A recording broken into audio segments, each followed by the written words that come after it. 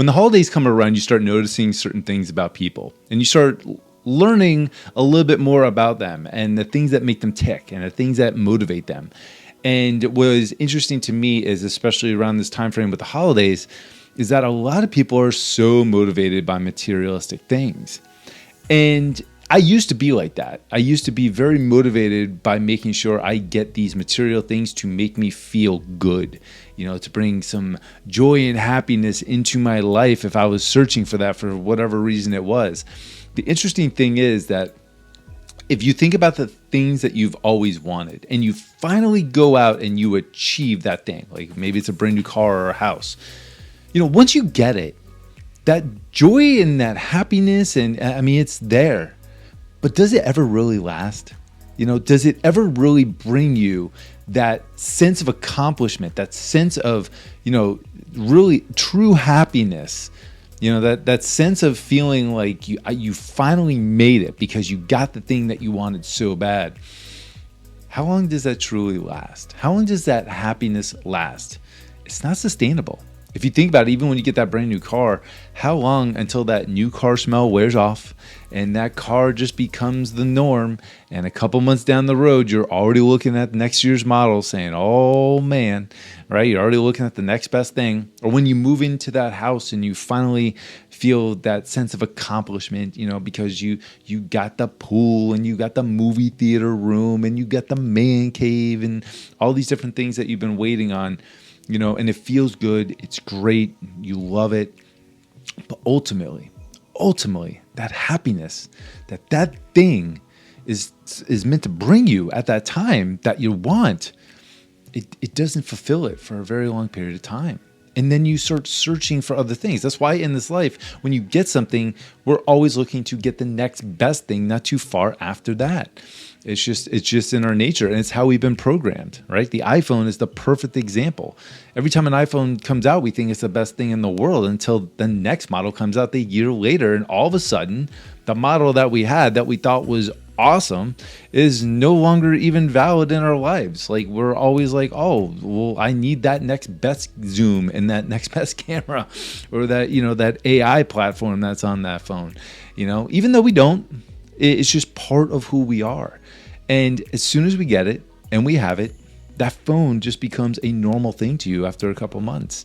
And that happiness and that joy that it brought you, that gratification, that dopamine hit that it gave you and provided to you at that time tends to go away. And the reason I bring this up is because the question I want to ask tonight is, where does your joy come from? Where does your joy and happiness truly come from? Are you constantly hunting down and trying to achieve and obtain material things, tangible things to make you happy? Or are you looking internally? Are you looking internally and looking deep down and finding the joy and happiness that is there already, that you don't have to go looking for it in this, exterior world? You don't have to go to people and hope that they're going to tell you that you're doing a great job, because you already know deep down you don't need people telling you anything. You already feel good about yourself. You don't need the car to make you feel good or accomplished, because deep down you already feel good and accomplished.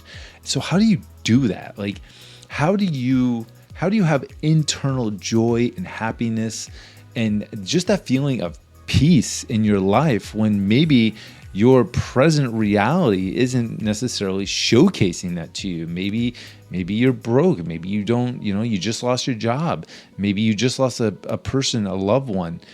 How do you do that? Like, how do you find interior peace? Well, the number one thing that I have really started to look at, and I hear all these people talk about different ways to, look for peace in your life. And sometimes, I practice certain things and it just doesn't work for me. And I think everybody's like that. I think everybody has their own way that they try to find peace and personal joy and happiness.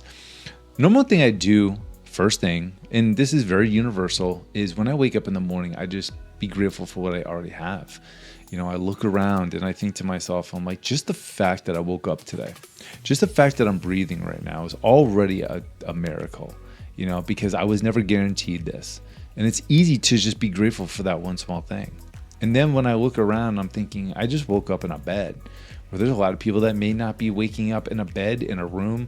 They might be waking up on the ground, and I look around, I'm thinking to myself, I'm like, I have a bathroom that I can go into and take a shower with hot water. Like, it's the little things in life that I know it sounds corny, and I know it sounds cheesy, and I know it seems like low-hanging fruit, but it's actually really true. And if you haven't practiced that gratitude first thing in the morning, I urge you to do that, because what you do from that point on, I mean, the start of your day is everything. It literally will tailor the story of how your day is going to go from that point on. And taking every day, day by day, is actually a really good way to do it. I mean, we've heard of the 1% rule of making a change and little by little by little to form better and new habits to become a better version of yourself. Well, when you're trying to look for joy and you're trying to look for internal happiness and peace in your life, it starts with every single day, and starts with starting every single day off on the right note. And that is with gratitude and just thanking God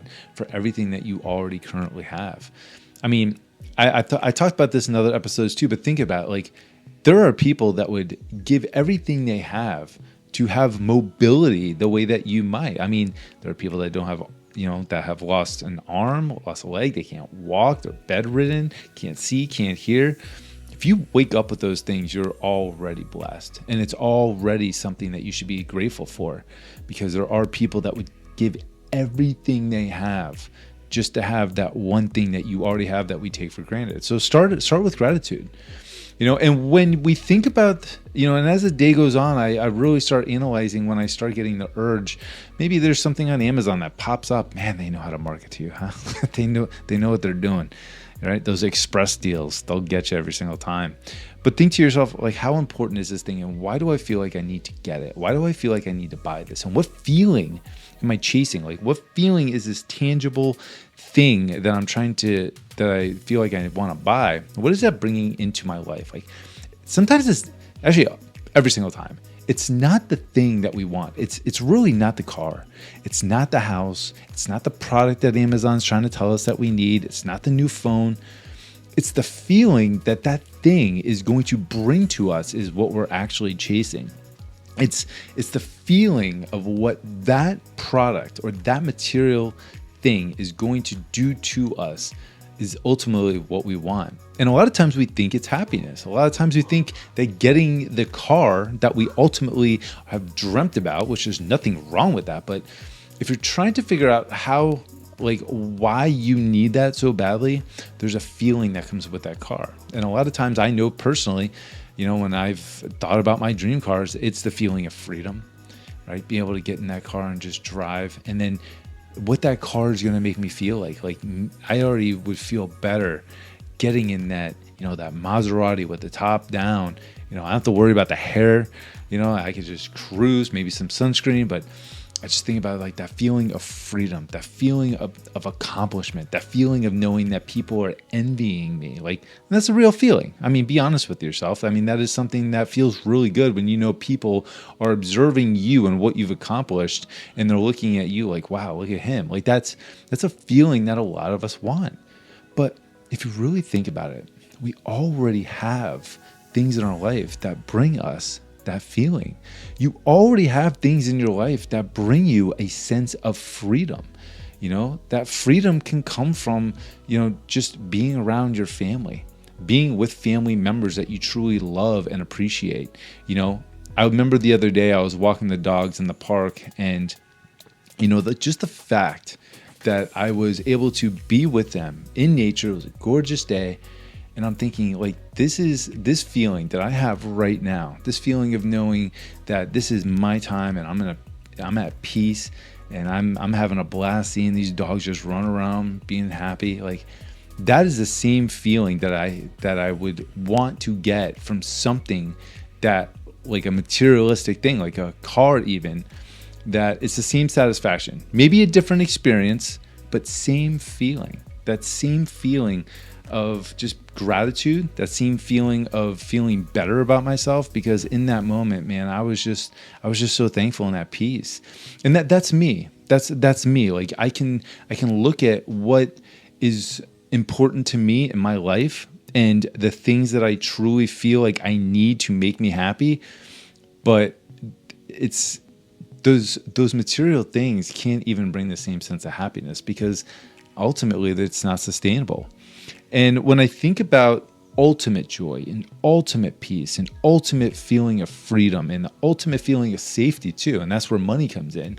When I was thinking about wanting to make more money, I thought to myself, like, what is it about money? What do I need more money for that is going to bring me, like, what feeling is that? And for me, it's safety. For me, it's freedom. For me, it's just having that sense of I don't have to worry about anything anymore, right? Wouldn't it be great to not worry about bills? Wouldn't it be great to go to the grocery store and not even think about your budget, or being able to buy things that you want whenever you want to do that? It's that feeling of safety and that feeling of freedom, and that safety and that freedom, that peace, that joy, that all comes from my faith in God. I already have that, and just the fact that I can be at peace with who I am, be at peace knowing that everything is always going to work out for me because I know God's always got my back, and just have the faith that that is the truth. Ever since I started looking at life in that sense, and ever since I started observing life from, being more caring and loving toward others, and just being more faithful in my relationship with God, my days are so much better. They really are. Because I'm not constantly trying to seek exterior things to make me happy.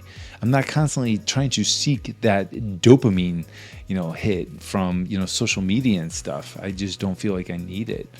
And I more so get my happiness from doing stuff like this, learning my life experiences and being able to share them with other people. Like, that's where my happiness comes from. That's where my joy comes from.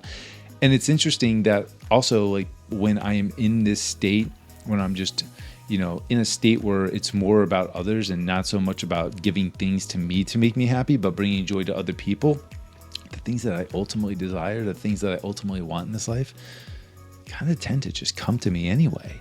It's almost like, I'm not so focused on trying to get what I ultimately thought I wanted that was going to bring me a sense of peace and joy, that bringing joy to others is almost bringing those things closer to me, and they're more obtainable.